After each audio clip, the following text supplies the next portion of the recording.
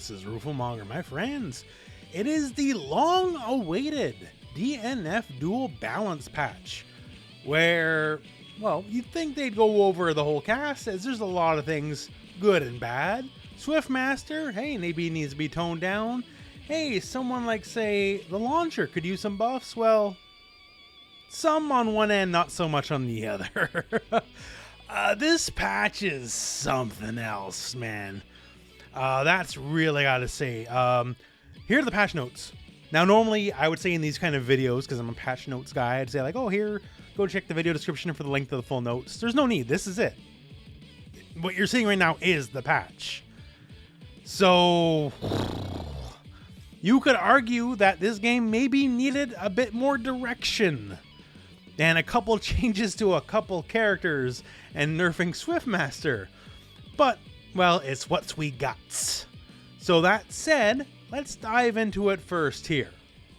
So the Grappler, let's start with the Grappler first, because technically it's a nerf, but it's one that doesn't really matter that much in the end, honestly. So the Magnum Salt, that's the big old stomp. So reduced the time that you're unable to tech during the charged effect version.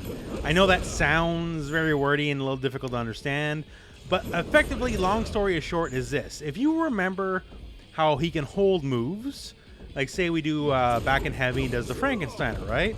And you could do, you know, that from a Magnum Salt if your timing was perfect with the semi-charged version. So you would get basically the heavy version of the move being able to Magnum Salt and just repeat ad infinitum. It was actually a true infinite, actually. Thing is, it was a true infinite that was effectively impossible to do. To even get one rep, let alone 2, 3, 4, was just incredibly difficult. But now it's gone. So if you're like the one player in the world that could reliably hit that, I guess that sucks for you. But in the end, it is an infinite remove, but it's one that no one realistically was ever going to hit anyways, because it was just wildly too difficult. But there you go, technically a nerf.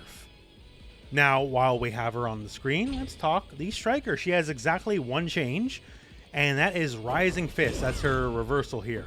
So reduced the guard stun after the second strike. So it is a multi-hitting move. Now, what does this mean exactly? Well, you've probably seen, you know, a bunch of fancy setups for the Striker to guard break you, right? From full guard gauge. It's very easy for her to do so, honestly. And a lot of it is predicated on exactly that. You do whatever string into the Rising Fist, and on your second hit, you cancel into the air spin kicks, which are super plus in and of themselves, and then recombo on your landing, and then eventually you guard break the enemy. So the change is simple enough. This introduces a gap that was never there before. Before, there was no gap. It was all one true block string. There was nothing you can do about it. And now, as you can see, I can mash reversal out of it. And I'm a Grappler too, right? Grappler does not have a frame 1 reversal. So the gap, well, compared to the nothing it was before, is certainly sizable. So you actually have a chance to breathe now. So reversals, whatever you want to do, you can actually attempt something now. Before you couldn't. Now here's the thing. Realistically, depending on what character she's up against, she didn't necessarily always need the second hit. She can just go into spin kick off one hit and go from there. So she still might have more than a couple of routes to guard break you, but the easy routes, the easy combos that worked on basically everyone, those do not work anymore. Because honestly now, just at the bare minimum, you're allowed to mash out. So that is something you were not allowed to do before. The Hitman, so reduce the guard stun after the final strike of specifically his reversal, and increase the guard pushback after the final strike. But basically what this means here simply is this. The old reversal into the awakening spam, now actually you can do something about it. So if you're a character with a moderately fast button here, as you see here, I'm the Grappler, right? And you can stuff this now, provided you're quick enough. Now, you need to be a couple things. You need to be quick enough and in range. Like that ain't gonna work, right?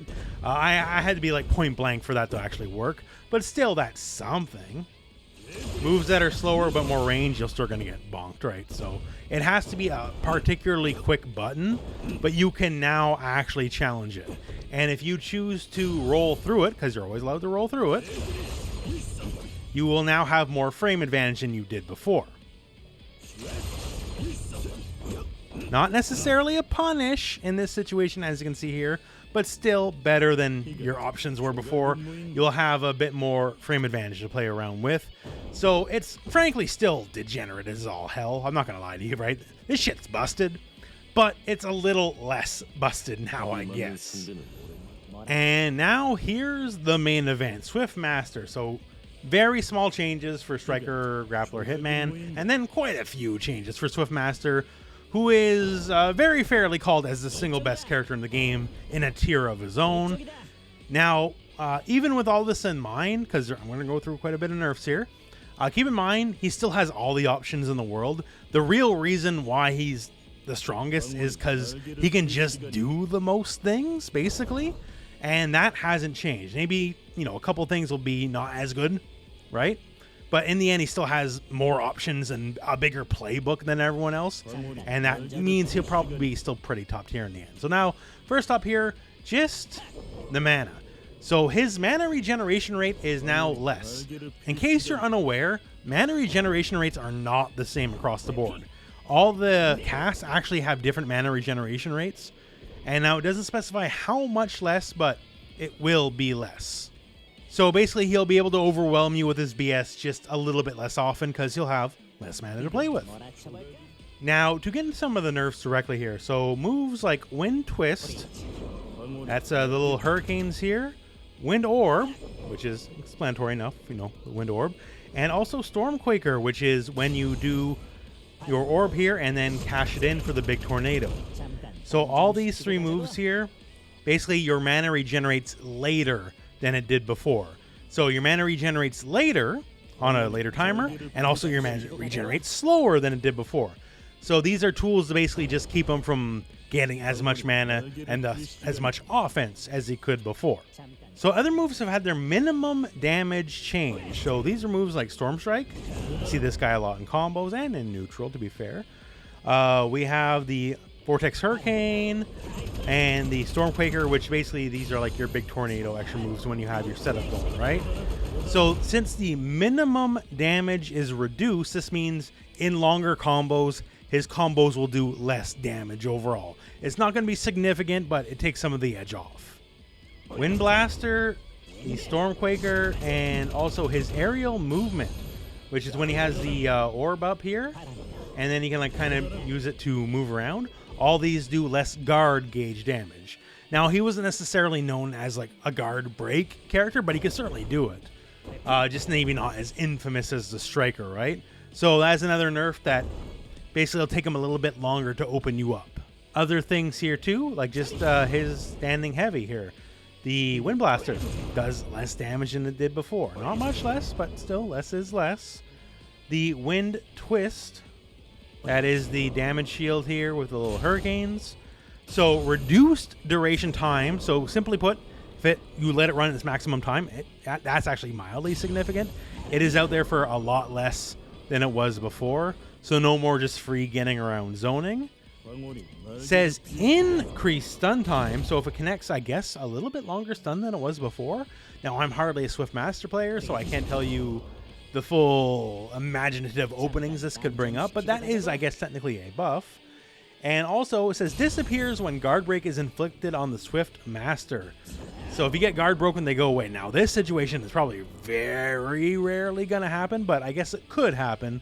So that is technically a nerf. Finally, Sonic Move. So reduced white damage against opponents when guarded. So basically, you know, less shenanigans, because this is shenanigans the move, right? Like, you can get away with so much. So basically, if they guard it all, they'll take a little bit less. And the guard stun decreased when specifically done in the down and forward direction, which is, well, when you do it down and forward, like, it basically guarantees you multiple uses of the move, right? So fair enough on that. So a lot of nerfs across the board, absolutely. But given that he can do so much, I don't know. This seems big on paper, absolutely, but I think he's still going to be plenty fine. Just not overwhelmingly in his own tier, the singular #1 character in the game anymore. Just an average top tier character. So if you can settle for that, that you would only play a top tier, a mere top tier, instead of a god, then I guess this is fine for Swiftmaster players. And that's the patch. So normally I don't editorialize too much on these patch notes videos. I just give you the news and maybe point out something if I think is particularly cool. But I don't think this was the patch the game needed. Certain characters like Launcher, Grappler's not great either. Like certain characters could have used some love, right? And other characters maybe could have used a little bit of nerf. Now Swiftmaster, obviously, he got hit pretty hard, right? But this could have used a bit more just across the cast. Like Inquisitor does not deserve to be in the lowest possible health tier. Like she could have got a health buff. Ain't nobody would have complained, right? And just a lot more examples across the board. So I can only hope there's more balance changes in the future. This is not it for a while. Because, you know, it's a start, sure, but this game can definitely use a lot more than that. Now, just to be clear, this is aiding making the balance decisions, not Arc System works. But still, regardless, I kind of hoped for a bit more than this. So, that's me anyways. That's me. If you got opinions on the matter, absolutely, by all means, please post those in the comments below. And otherwise, well, this is your patch notes overview video. I know it's not a long one. Usually in a lot of games when I make videos like this, they're like an hour or longer. This one's going to be a lot shorter than that. But is what it is. At least it got one, right? Like better than never getting one, I suppose. But that is the video, my friends, and we're at the end of the video. So thank you very much for watching. Hope this video has found you well. And go out and play some DnF Duel.